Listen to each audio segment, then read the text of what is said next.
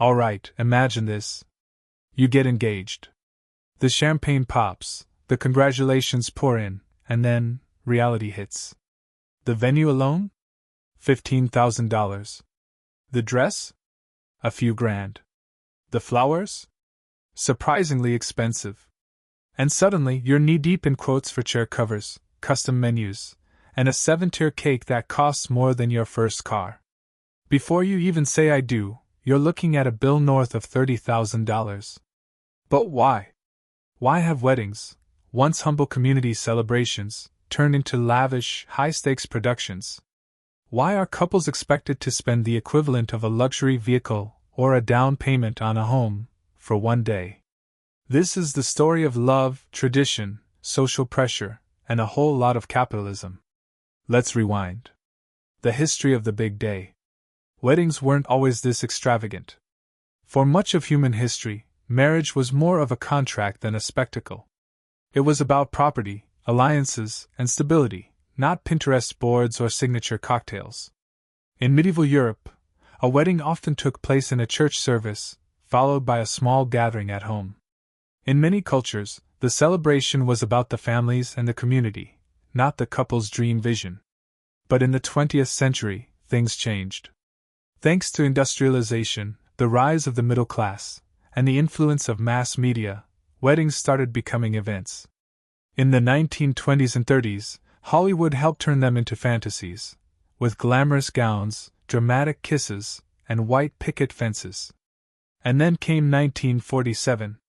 That's the year Princess Elizabeth married Prince Philip, and the royal wedding was broadcast around the world. The dress, the ceremony, the pomp, it was a global spectacle. And suddenly, people didn't just want to get married. They wanted that kind of wedding. The diamond trap. Let's talk rings for a second. Believe it or not, diamond engagement rings weren't always a thing. It was the De Beers Diamond Company, in the 1930s, that launched one of the most successful ad campaigns in history. A diamond is forever. They positioned diamonds as the ultimate symbol of love and commitment. And the industry followed up with another rule: a man should spend 3 months' salary on a ring. That idea wasn't rooted in tradition, it was rooted in marketing. And it worked. By the mid-20th century, diamonds were the standard. And just like that, love got a price tag.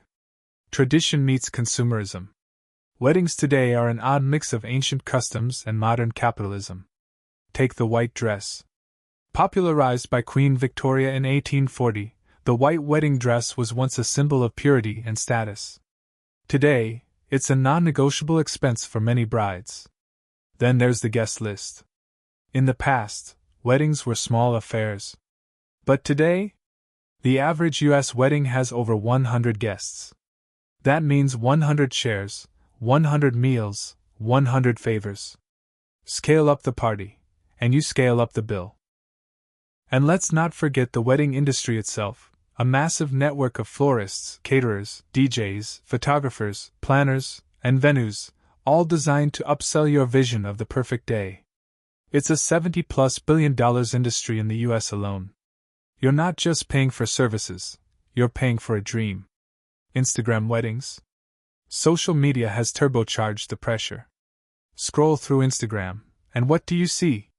Boho forest weddings, oceanfront ceremonies, drone shot videos, custom neon signs. It's no longer enough to have a wedding, it has to be aesthetically perfect. Weddings have become content. And that fuels comparison. If their wedding had a fireworks show and a vintage getaway car, shouldn't ours? Platforms like Pinterest and TikTok don't just provide inspiration, they create expectation. And the line between meaningful and marketable starts to blur. You're not just creating memories, you're building a brand.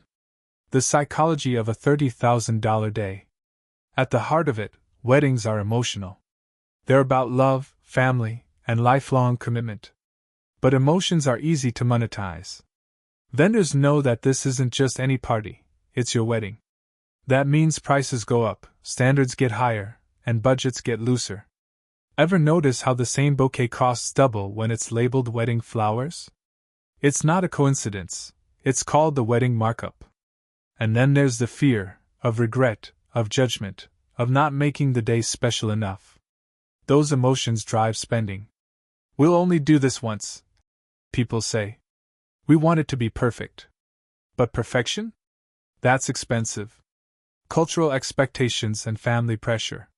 Let's be real, sometimes it's not even the couple driving the cost. Parents, in-laws, and cultural expectations can all shape the guest list, the catering, the venue, the traditions.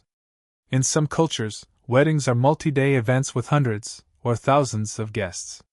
And saying no? It's not always easy. Add in the idea of honoring tradition, and suddenly you're hosting a massive event that doesn't feel like it's even for you anymore. Because weddings aren't just personal, they're social. And that means they're political. Weddings versus financial futures. Here's the tough part. Many couples start their married life in debt because of their wedding. The average wedding in the US now costs around $30,000. That's a down payment on a home, a startup fund, a year of travel, or years of peace of mind. So the question is, what are we really investing in? Is it a single day of magic, or a lifetime of stability? For some, it's worth it. The memories, the community, the celebration, it all matters. But for others, it feels like pressure masquerading as tradition. The shift toward simplicity. The good news? There's a growing movement toward intentional, low-cost, or micro-weddings. Some couples are eloping. Others are opting for backyard ceremonies, courthouse vows, or simple gatherings with their closest people. It's not about skipping love, it's about skipping the noise. And with rising costs of living, housing, and student debt, many couples are rethinking what dream wedding really means. Because maybe the dream isn't the party. Maybe it's what comes after. Final thoughts. So, why are weddings so expensive? Because love is emotional, and emotional moments are easy to commodify. Because tradition carries weight, and weight costs money. Because in a world of filters and status, even our most intimate moments become public performances. But here's the thing. A wedding doesn't have to be a financial disaster to be meaningful. It doesn't need luxury linens and an open bar to be unforgettable. What matters is intention. Is this about you, or about what people expect of you? Because marriage is long. The party is short. And your love story? It doesn't need a $30,000 price tag to be real. And hey, if you found this deep dive into the wedding industry eye-opening, make sure to like, subscribe, and share it with someone planning their big day, or just trying to survive the group chat. We've got more long-form explorations coming, unpacking the systems that shape our lives, the myths we live by, and the truths we tend to overlook. Stay curious. Stay kind. And I'll see you in the next one.